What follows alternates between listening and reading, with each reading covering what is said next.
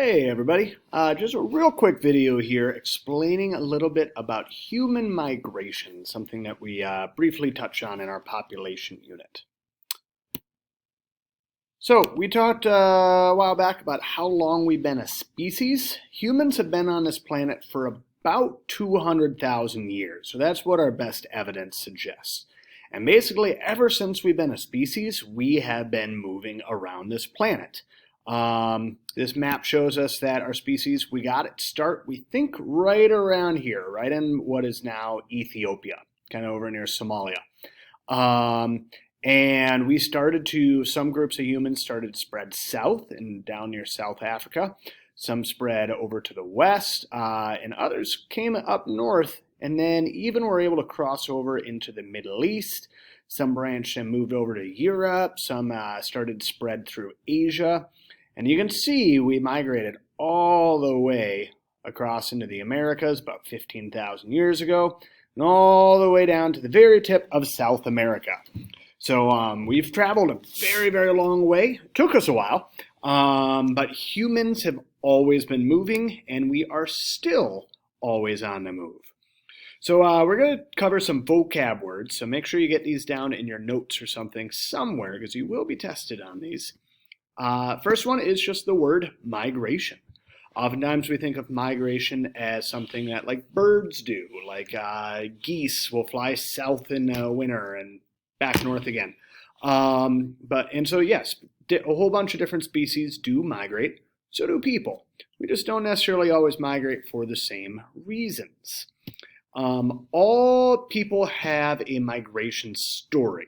So maybe you guys have moved to the United States from a different country, or maybe you moved to Minnesota from a different state. That'd be a migration story.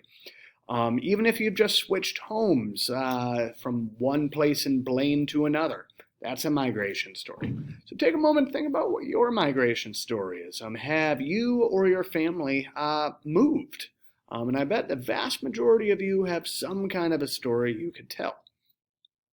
Another vocab word we need to know is what's called an immigrant. So an immigrant is someone that permanently moves into a new country. So this would not be someone coming to, say, the United States on a vacation, because if you're on vacation, it's not permanent. It needs to be someone who's making it their new home. So the United States is pretty cool because we're a nation of immigrants. Unless you are full-blooded Native American, you are descended from immigrants. It's what makes our country like super, super diverse. Like if you look around a typical classroom, or if you go to the mall and look around, you can tell there's people here from all over the world. And we all are either direct immigrants or we are descended from immigrants. Like my family background, for example, is Norwegian and German. So on my dad's side, it was my great-grandparents moved here from Norway. On my mom's side, it was my great-grandparents as well, coming here from Germany and Switzerland and a couple other places. So that's my immigrant story, and I'm sure all of you have your own as well. It can be a cool thing to know about, so maybe ask some family members what they know about it. So an immigrant, remember, is someone who moves into a country. An emigrant is the opposite. It was someone that is permanently leaving a country. So let's say I decided that I want to move to Australia. I would be an emigrant to you guys because I'm leaving the United States. But to Australians, I'd be an immigrant because I'm moving into their country. So you're kind of both at the same time. For the reasons why people move, we got two main categories we look at. They're called push factors. They're called pull factors. Kind of talked about this a little bit in an earlier unit, but I'm going to go over it again here. So nobody likes being pushed. So push factors are something that's bad. It's something that pushes you out of your home. So it could be a war going on, like what's going on in Ukraine right now.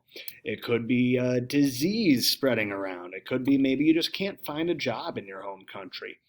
It could be the schools aren't all that good, or there's high crime rates, or you don't have a lot of freedom.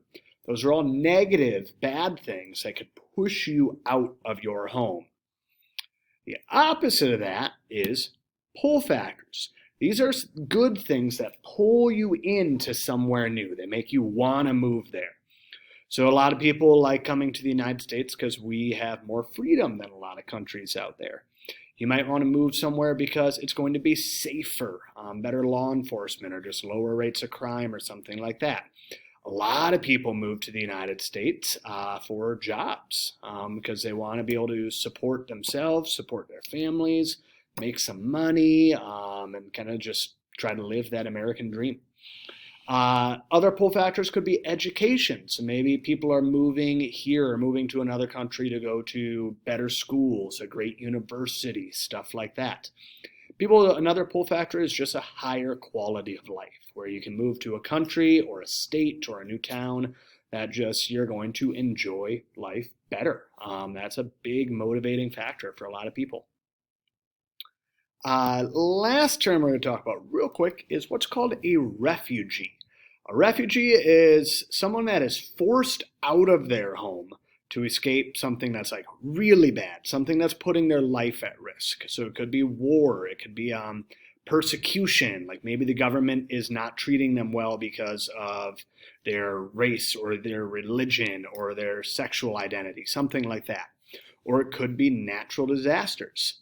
Right now, we have a perfect example of a major refugee crisis that's still growing, and it is the war in Ukraine. I'm sure you guys have been seeing on the news that Russia invaded Ukraine. There's a pretty large-scale war going on right there, and a lot of Ukrainians are fleeing the country, or at least fleeing to safer parts of their own country. But so far, I believe, last I heard, there's been about 2.8 million people, about 3 million people that have had to leave the country of Ukraine. Most of them are popping over into their neighboring country of Poland. But this is going to be a major problem for the world to try to help support these people. Luckily, so far, a lot of countries, especially Poland, are stepping up to help out these people in their time of need. In the United States, we're planning on bringing a bunch of Ukrainian refugees to our country as well to help out. But it's a growing refugee crisis, and we will be learning a bit more about it in the coming days.